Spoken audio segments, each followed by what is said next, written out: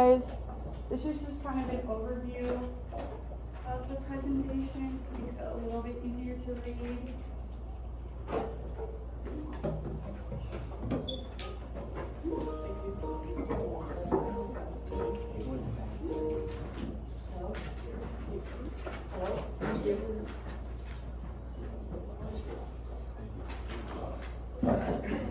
Oh my gosh, 2 to 3 hours? We're gonna get there. Okay, guys. Alright, so my name is Amelia Cuppy. I am a junior at Dakota Wesleyan in the nursing program, so I will graduate next year. Today I'm going to talk to you guys about something that we all have in our lives, right? Screen time, phones, computers, Xbox, PlayStation. So we're just going to kind of go through how your screen time is affecting you mentally, physically, and then how we can find the balance between screen time and non-screen time. So first we're going to kind of, I have to do it on here, huh? Oh. There we go. Okay, so now first, this is just kind of my piece of the puzzle. This is what I'm required to do for nursing school, and it's what is called a nursing diagnosis. So basically, we formulate a diagnosis, which would be like the problem. We formulate a time-oriented goal, and then interventions of how we are going to obtain that goal. So my nursing diagnosis is ineffective health maintenance related to excess screen time as evidenced by disrupted sleep patterns and decreased physical activity. So basically all that means is that our health is not able to reach its full potential due to an excess screen time, and we know that because we're seeing these patterns of disrupted sleep and decreased physical activity. So my goal is to decrease screen time and obtain better habits by spreading awareness in the community within 6 months. So you guys are my first stop. And to do this, I'm going to promote screen-free habits and encourage screen-free events such as this one, minus me. Okay, so now, I always forget. Okay, so what exactly is screen time? I think we all have a pretty good grasp on what screen time is, but to just kind of look into it a little further, screen time is any time that is spent on a screen using any electronic device. So like scrolling through TikTok, scrolling through Instagram, doing your homework on your computer, e-reading with a Kindle, watching TV, gaming consoles like Xbox or PlayStation, and virtual reality. So screen time can also either be active or passive.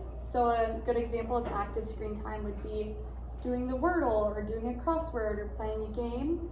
And then passive screen time would be just scrolling or watching TV. And even though active and passive are different in many ways, they're still both considered to be screen time.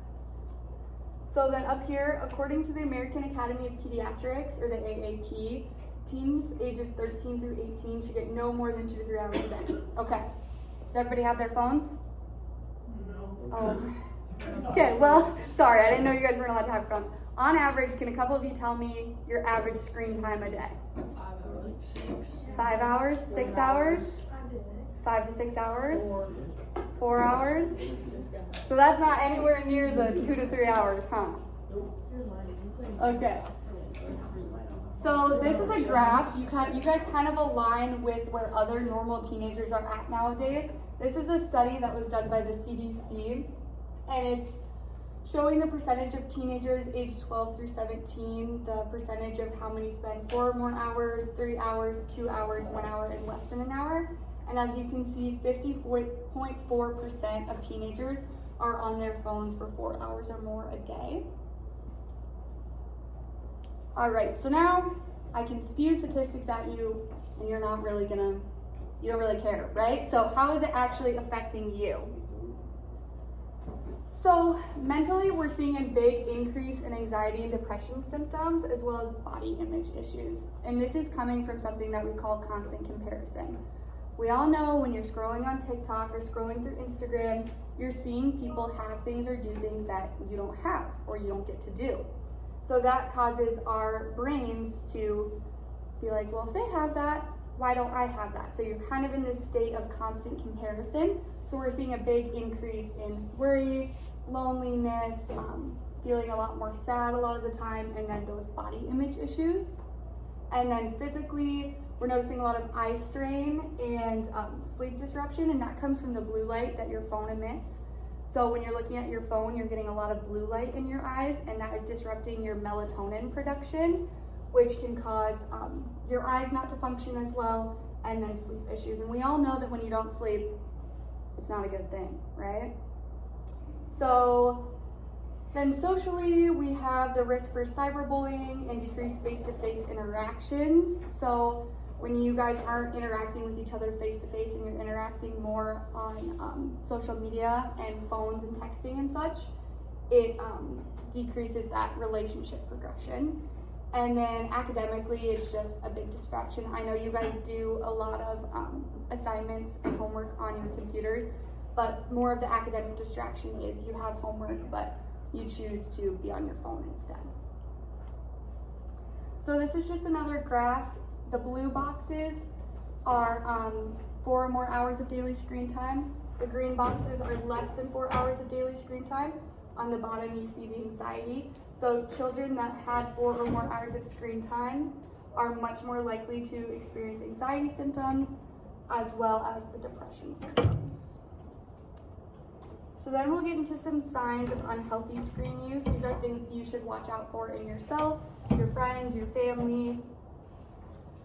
So excessive irritability, you're just getting mad really, really quickly, and then mood swings, being able to go from happy to sad in 5 seconds. Feeling restless if not using a device, or like excessive boredom. It's almost like you feel like you can't live without it. Negative self-talk, trouble concentrating on things, a decrease in enjoyment from things that you usually enjoy.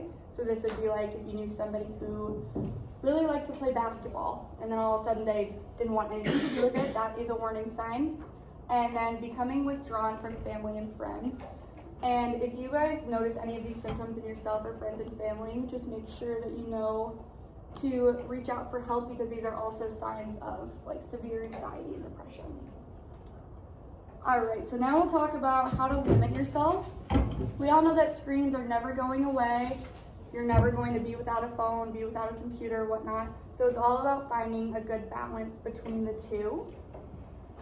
So some strategies to limit yourself are to utilize apps to place time limits on your screen time. If you guys have a lot of the newer phones, you can do it directly from your settings. But if not, there are countless apps out there that can help you set time limits on your screen time. And then creating screen-free areas of your home or parts of your day that are screen-free. So for example, in your house, the kitchen could be a screen-free area, or before bed, or while you're getting ready for school in the morning, that can be a phone-free period. And then looking into other hobbies that do not involve a screen, there's countless things to do. And then a big one is turning off notifications on your device.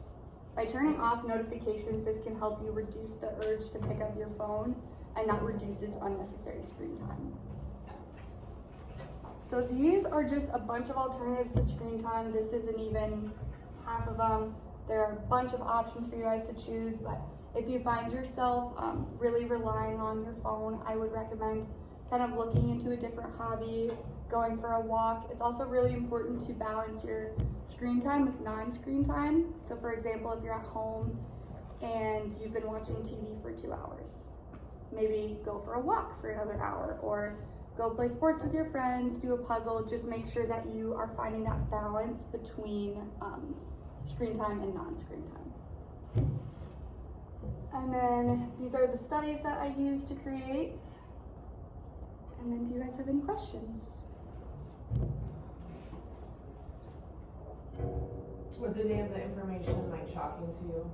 Yeah, I think the information that was most shocking to me is the amount of teenagers that are using their phones for 4 or more hours a day. Because if you think about it, if you're using your phone for 5-6 hours a day, that's a big chunk of your time.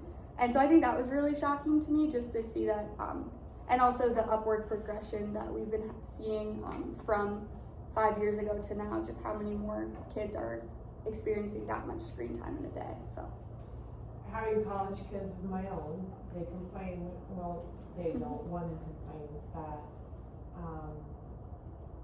you very distracted from doing what he's supposed to be doing and his phone. Do you find that's the norm Yes. amongst college kids? Around college kids, I would definitely say just because things aren't as controlled. Like we don't have phone-free classrooms or anything like that.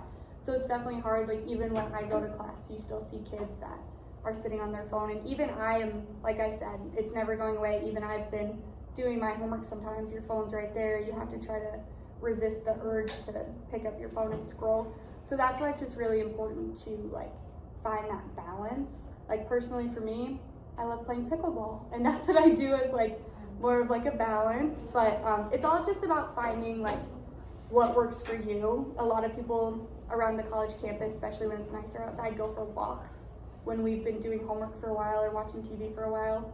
So it's just all about finding the balance between, so you don't find yourself getting as distracted. Thank you. Thank you guys.